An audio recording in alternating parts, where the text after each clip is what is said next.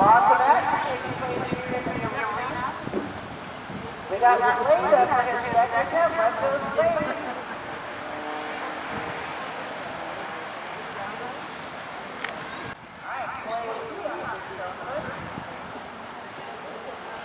Here we go, Slade up and over. A herding facility located in the high desert out in the Antelope Valley in Palmdale. We have 4 classes a week where we work with folks just like yourselves, like the folks that you're going to be seeing during the demo, with herding dogs that maybe are giving them trouble because they're working dogs and they're not happy doing anything other than herding. And we provide that outlet. We currently have 4 classes a week. They're all pretty much currently full. With a waiting list, it's amazing how many people, once they turn on to this, don't want to stop. The thing that most of us that do this love about this sport, this agricultural sport we like to call it, is that we believe in our hearts that our dogs want to do this stuff. This dog here does not care about treats. He doesn't care about food. He doesn't care about me petting him. He just wants me to send him to go get those sheep. And so training a dog like that is the fun part, because we don't need food treats. We don't need to beg him. We don't need to say please. We just have to release him and then work with that desire, that instinct for him to want to go to a prey animal. That includes chickens, geese, ducks, deer, antelope. It doesn't matter. If it's a prey animal, these guys will want to go work them. Okay? For sheep, this is a quintessential breed, the Border Collie. Bred on the border hills of England and Scotland about 600 years ago. About 400 years or 200 years later, they bred bird dog into them to give them that stare. They are the only breed that we know of in the herding world that has that eye, we call it, where once they engage, you notice he hasn't looked away, staring at the sheep. Okay? That's valuable in foul weather. It's great in loud places. These dogs don't care that there's bands playing, music playing, somebody talking on a microphone. They don't care. They just want to do their job. Now these are ABCA Border Collies you're seeing, which stands for the American Border Collie Association. Most of us that have these dogs are either professionals, do it for a living, or we are serious, or these folks are serious hobbyists that will be doing this forever. Okay, and so we feel like if you're going to do herding to where you don't want to be limited by anything, then you buy a ABCA Border Collie, just like the types they have in Scotland on the Highlands up there. These are the same breeds. When you go back to the lineage, go back about 4 or 5 generations on all of these ABCA dogs, you'll see every one of them will say Scotland, Ireland, England, Scotland, Wales. They'll say something from over there. 35, 40 years. I started 35 years ago, and the Border Collies were, what's that type of thing. They were really a new thing for us back then. And so they had just come over from Scotland at that point. So now they were breeding them here in the States. We're coming up with these dogs. This is an ABCA Border Collie. You notice the difference? It's smooth coated. It's pretty ugly. There's nothing pretty about that dog. To us, it's beautiful. I love this dog. To me, what makes these dogs beautiful is the way they work, not the artificial coat that we groom and everything else to make them look pretty and walk around Westminster. This is a dog will work all day long and help you if you have a farm or a ranch. This is the dogs that you want. They will work from morning till evening and not complain. They will just keep doing what you want them to do. So right now, Kristen's out there just kind of showing you how the dog is controlling the sheep come to us or whatever, okay? They're coming to the handler because the dog is bringing them there. And the dog will continue to hold them to the handler no matter where she walks.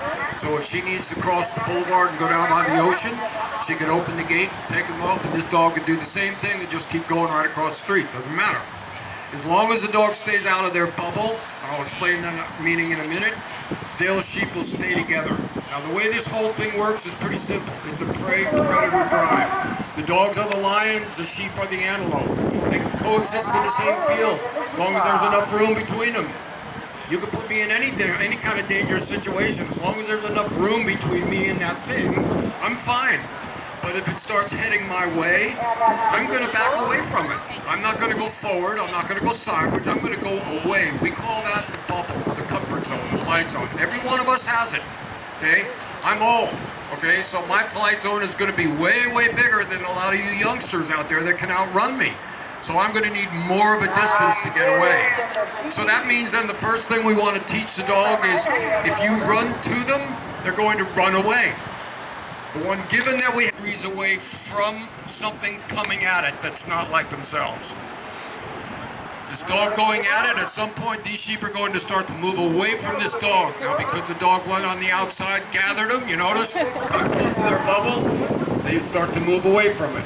If she moves away from it, they'll just stop and stay where they are. There's no threat now. The dog's far enough away. So that really is how the whole thing is controlled. So then the first thing we do at home in a 60-foot round pen is we teach that concept to the dog. That you must do your movements outside of their bubble so they don't care that you're moving. And then when you get in position to where I need you, then that's where you come in but walk in very slowly and quietly. And if you do, the prey that's in the middle will simply move away from you towards us. That's herding 101 in a nutshell. That's really all it is. Now, teaching these dogs that, sometimes it's not easy. But what we love about it is we know that all we have to do is teach it to do it correctly. The desire for this dog to want to go to the sheep is there. It will be there till it dies. And we have a almost 16-year-old later that's going to come out later on in the show that will show you the... But what's going on? Somebody just came in, huh?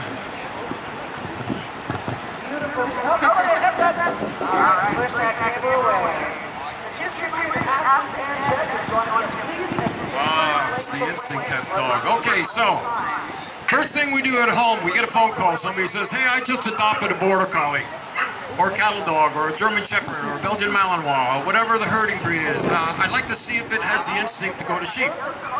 So at home we have the person come out, and in a 60-foot round pen we turn the dog loose with a trainer, and the trainer's job is to always stay between the sheep and the dog to protect the sheep.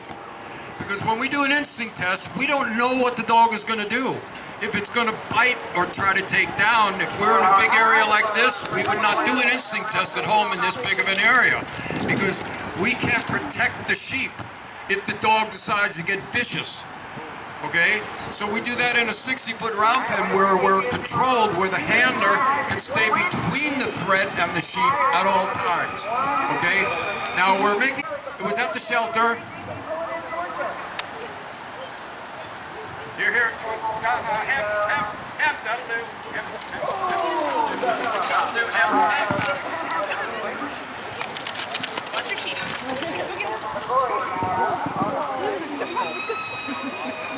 Okay, so what we're looking for in an instinct test is there interest? Does the dog want to go to the sheep? Okay? Now, in this case, you can tell the dog's kind of interested. Not really knows what to do. You see what I said about flocking animals? See how they want to be together? Okay? So, right now, if we did not know this person, Kristen's been with us for a long time. She has two dogs, and she's in our regular Saturday night class. But this is a new dog for her. She's adopted. Because it's 7 months old, if she was a new person, wanted to sign up for classes right now, we wouldn't sign her up. This dog is not ready to do this.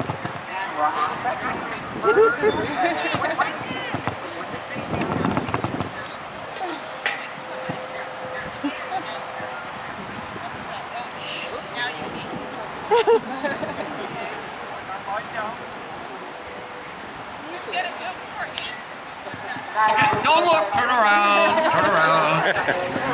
No. Okay, so this is really, this is an instinct test.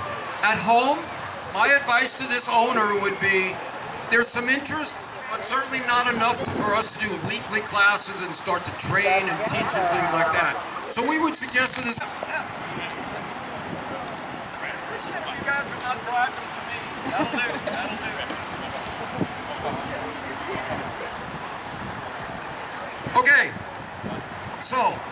say the dog passes the test, like this dog passed a while ago with us. Can he do weekly classes? Yeah, she can. How good will she be? Don't know. She's an AKC bred Border Collie for West, able to work, but she certainly is never, ever, no matter who you are, going to take you to the national finals in the professional ranks. This dog is not going to do it. So, Dylan came to us about 18 years ago. He saw us at a demo and he came out with a Shetland Sheepdog. He kind of fell in love with the sport, so he went and bought a Border Collie, but he went and bought a Barbie Collie, an AKC Border Collie. The ones that are bred to walk around Westminster look pretty, okay? He since then realized that his shortcomings after so many years, and he now is a proud owner of an ABCA Border Collie. The ones that are inherited from, or brought over from Scotland and Ireland, the serious working dogs. And the reason we bring this stuff up is because he trains both the same way, okay? And the other dog is a youngster, barely a year and a half, 2 years old, and you'll see the difference in the ability of the dog, his young dog, compared to this dog that he's been working for 6, 7 years already. She's almost like 10 years old by now. So, but you see, she has desire. She can do some basic stuff, but she's never going to be the type that can go 400 or 500 yards on whistles and do international sheds and everything else like we have to do in the pros. It's as simple as that. But if you fall in love with the sport, now that was incorrect. See how the dog split the sheep? We don't want that. We want the dog to do it right. So when he does it wrong, you call him off. She's going to walk off the sheep a little bit and send him again and make him do it right. You notice this time she got a little closer, so we did it right. Remember, it's all about training. You can't let them get away with things that are incorrect. If they do something wrong, you immediately go back, make the area smaller, go to it closer, and make them do it again, just like she did. So look at her, crouched down. Look at that intensity. Yeah, let me at him. Come on, just use me. She doesn't care about anything right now other than working those sheep. And that's the fun part for us. Now, I make fun about her looks. We in the business love this look. This is my wife's dog in front of me. A little too long-coated for me. This dog here, spray some show sheen on it. Any of you horse people out there, you'll know what I'm talking about. It's a silicone spray. Spray a light coating mat, then work them all day in the brush. No cleaning. This just falls right off. You get a coated dog like this, work them in the brush all day, you're going to be spending an hour